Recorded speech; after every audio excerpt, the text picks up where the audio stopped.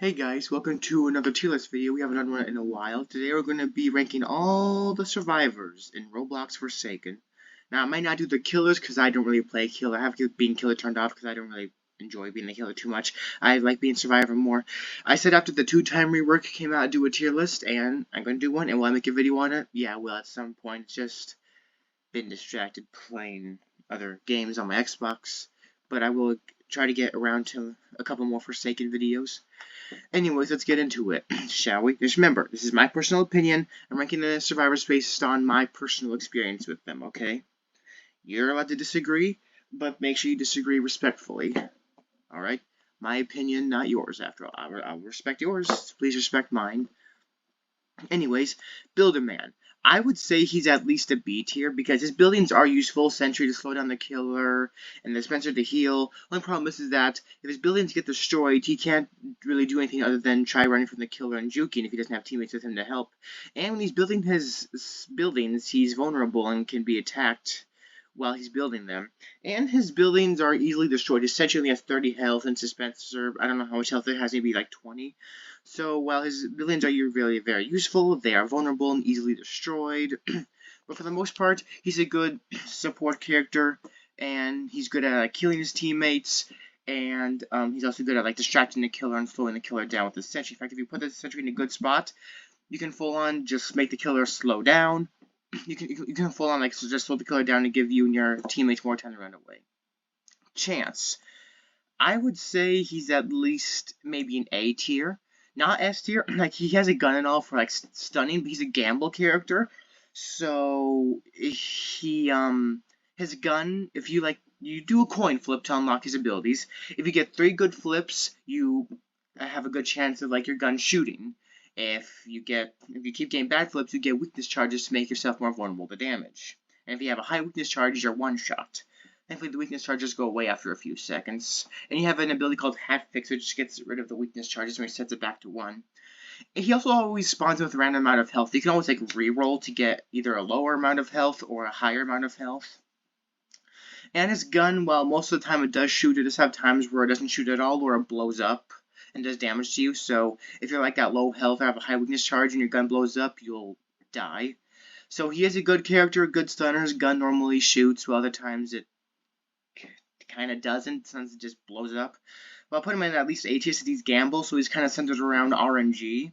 So, he's at least an A tier. Good stunner, good character, but sometimes just gets screwed over his RNG. Oh yeah, I'll just make an F tier, because, well, why not?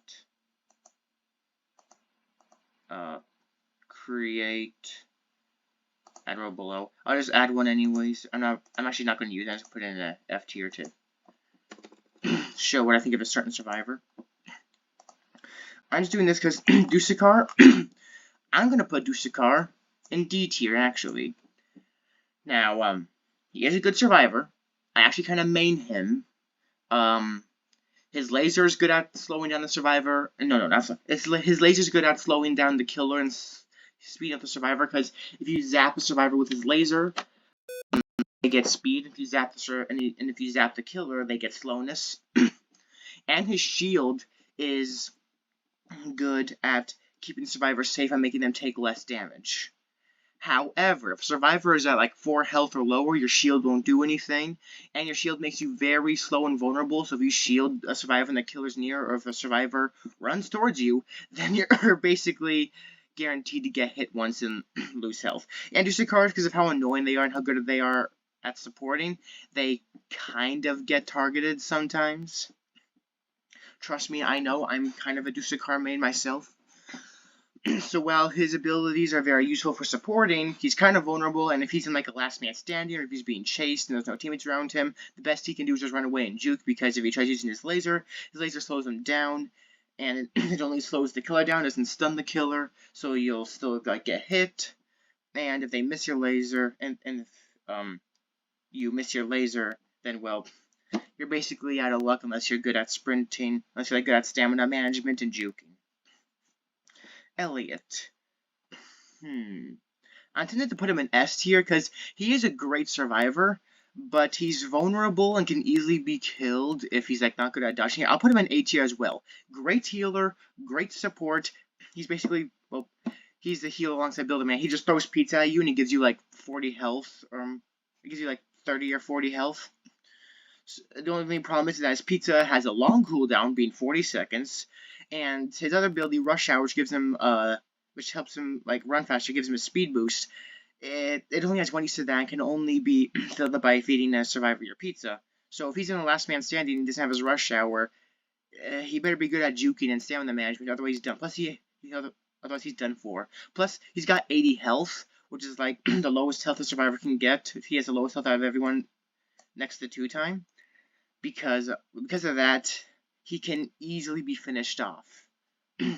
He can be killed very fast, so he needs to be guarded, and plus Elliot sometimes get targeted first and killed off first before they can really heal anyone.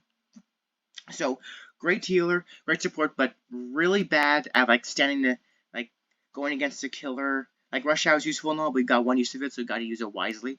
So, yeah, he doesn't do good unless he's standing or trying to defend himself. Plus, he can't heal himself unless there's another Elliot or a Build-A-Man dispenser. Guest 1337. I put him in, B tier. Don't get me wrong, he's a good stunner, a good Sentinel, I don't know, it's Sentinel, I think. Sentinel, I think that's the word. It's another word for like guard or like stunner. He is a good stunner. The only problem is that since his punch is locked behind a block, if you don't successfully land a block, you won't get your punches what you need to stun. And if you use your charge and you don't run into the killer, run into like a wall or something, or don't run into anything, you get affected with slowness.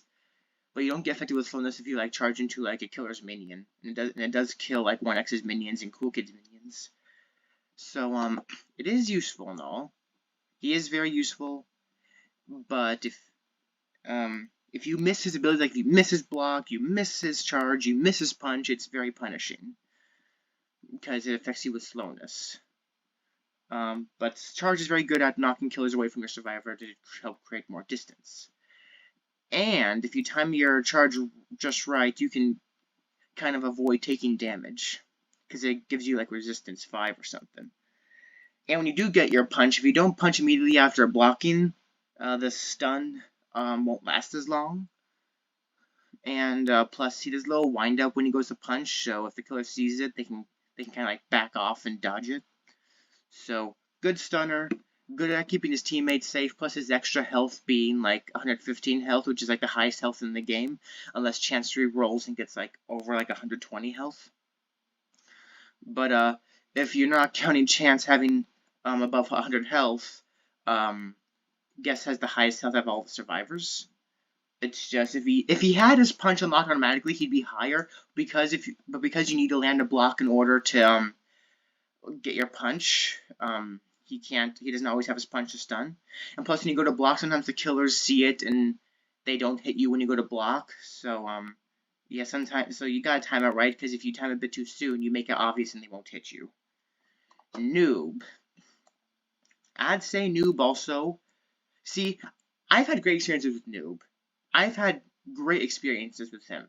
For me personally, he's S tier. Now let me explain. I cannot tell you how many last man standings I have survived with this guy. Out of all the survivors, I've survived the most with Noob.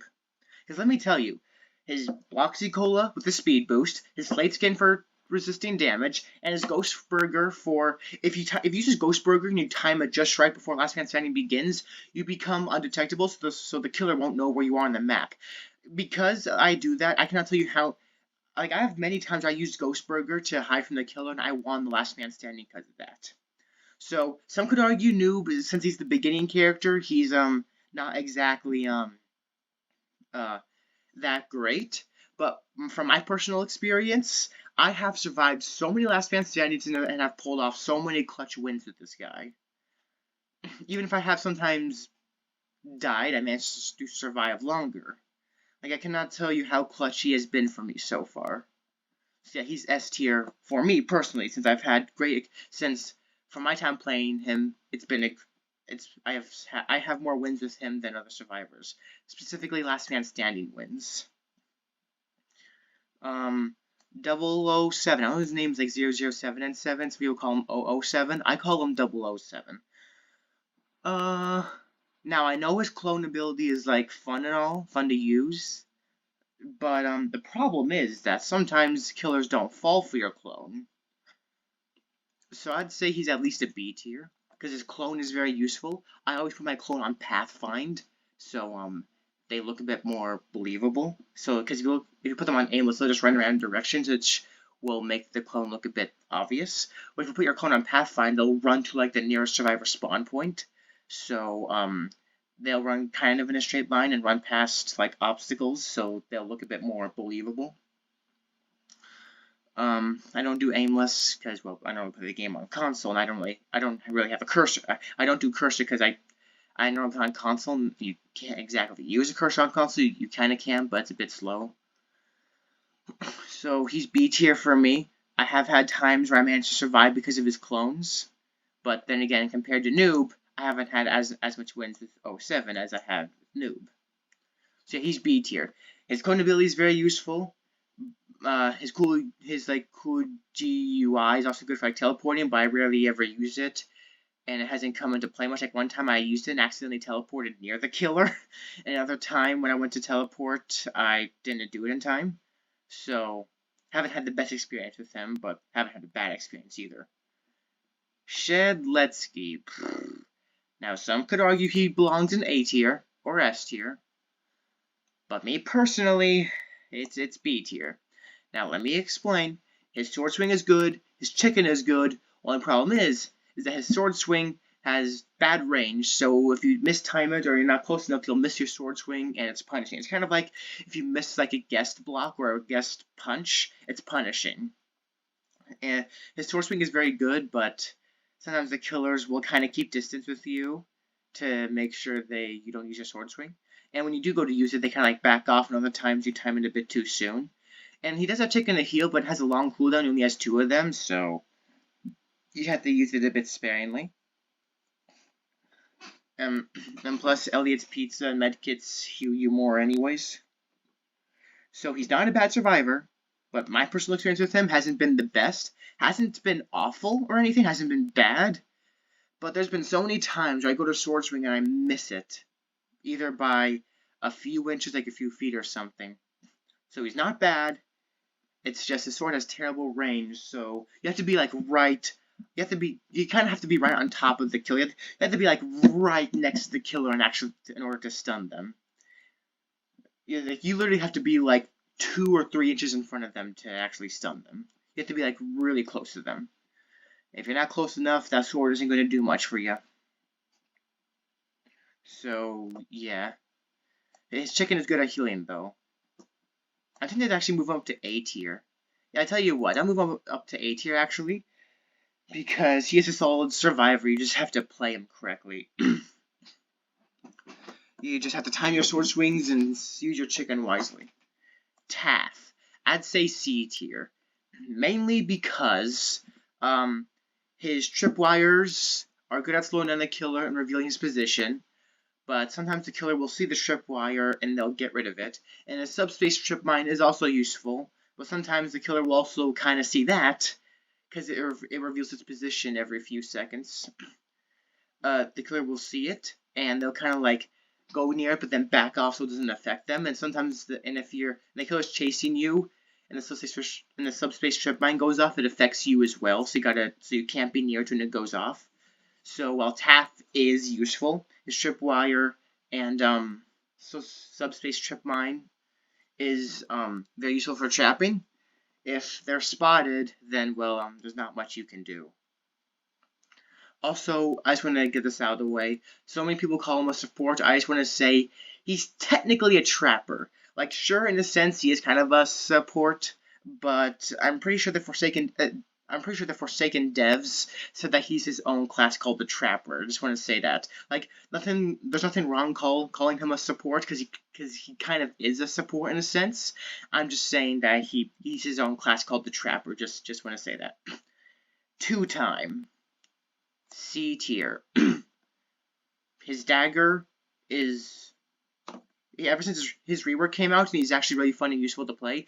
His dagger, if you stab the killer in the front, it just kind of slows them down and gives them help, so they can't really use their abilities for a couple seconds. But if you stab them in the back, it stuns them. it stuns them. So there is a nerf coming out, like Stu Time can stun you for 4 seconds if you stab them in the back, but there's like a nerf coming out where if you the more 2 times there are, the less longer the stun lasts. Because let me tell you, so many people have been playing 2 times the since the rework came out, and killers are just constantly getting stunned in the back. So a nerf's coming out to take where the more 2 times there are, the less longer the stun lasts. Also, you have to earn. You know how 2 time had like a second life to respawn? Well, guess what? You have to earn it now. You have to earn that. So what you do is you set up your ritual, aka your spawn point. You kind of set where you want to respawn. Make sure you put in like a little hidey spot, and then you like stab the killer at least. If you stab them in the, you have to stab the killer at least 2 or 3 times. You have to fill your obligation up, and you have to get 8 points to fill it up. Stabbing the killer in the front gives you 3 points. Stabbing the killer in the back gives you 4.5 points. So if you stab them in the back twice, that'll fill it up. If you stab them in the front, you have to stab them 2 more times. And then once your obligation is filled, then you'll be able to respawn. And your crouch is also good for hiding. It also launches you forward if you go to stab.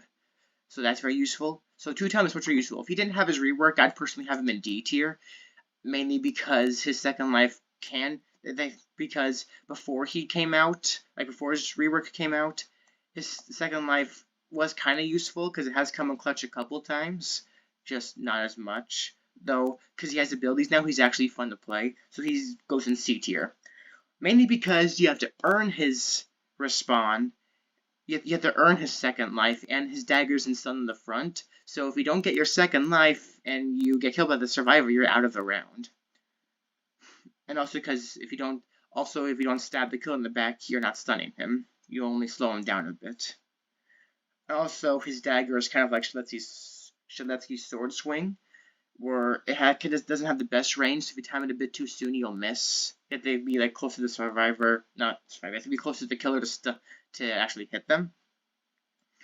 But if you crouch, if you're like crouching and like if you use this crouch ability and then go to stab, it'll launch you forward. So it gives you a tad bit more range. So yeah, that's my tier list. Let me know what you guys think. Remember, this is just my personal opinion and my personal experience with the survivors. If you disagree, that's fine. But remember, disagree respectfully. If you don't, well, that's just not cool. There's no need to be disrespectful. My opinion does not have to be yours. It does not have to match up with yours. Anyways, I'll see you all in the next one. Feel free to let me know what you think of my tier list. And I'll see you all in the next one. And I'll try to make at least 1 or 2 Forsaken videos tonight. I will try to remember that, and if they don't come out, then either I forgot or just didn't feel like it. Anyways, I'll see you all later. Bye-bye.